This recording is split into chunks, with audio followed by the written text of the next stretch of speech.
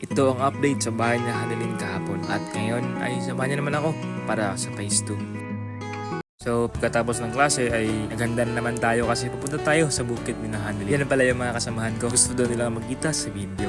Sige na, mag-hi na kayo. Suot sa mga sponsors, daghang salamat sa inyo. Suot para na may sticker. Bumili muna ako ng tinapay para pang merienda sa mga karpentero na gumagawa ng bahay. Ganito ang daanan papunta sa kanilang Hanilin at sa wakas ay nakarating din kami. Sobrang saya ko kasi may bubong na ang kanilang bahay.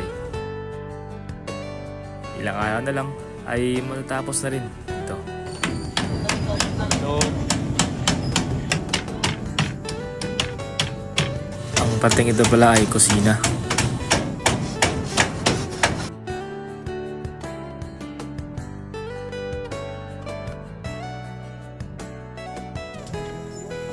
So, narami doon sa second day sa pagbuhat sa balay ng dito sa laksi dito. Kaya kuya, pagbuhat ni karon nanay ko an bangko lang dito rin. Nanay po yato. Kusina dito sa dito. Nanay santi at Jennifer at tingin ko dito sa dito. Pagkapos niya may mga bali-bali.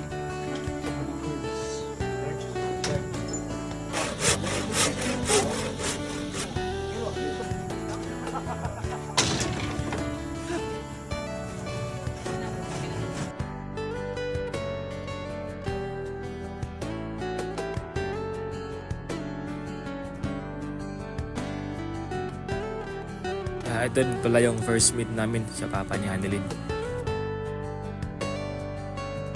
Ito rin ang mama ni Hanilin.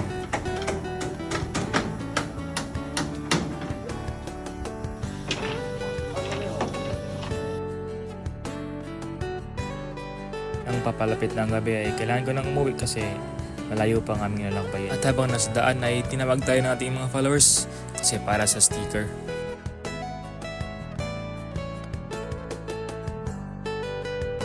Sa di kalayuan ay lubong namin yung mga bata na naglalakad at paparating ng gabi. Kaya bumaba muna ako at pinatid ko sila kay Jeremel kasi napakalayo pa ng kanilang lalakarin. Nilalakad muna tayo kasi yan, nadidimimil yung mga bata kasi malayo pa yung uwian nila. So doon ako mag-aantay.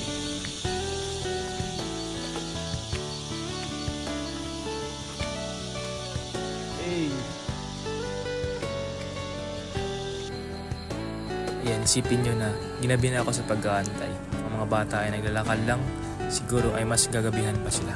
Yan, madilim na nang nakabalik si Jeremel. Kaya sakto lang na pinatid natin sila sa kanilang bahay. Hanggang sa muli mga igsoon, maraming salamat sa panonood.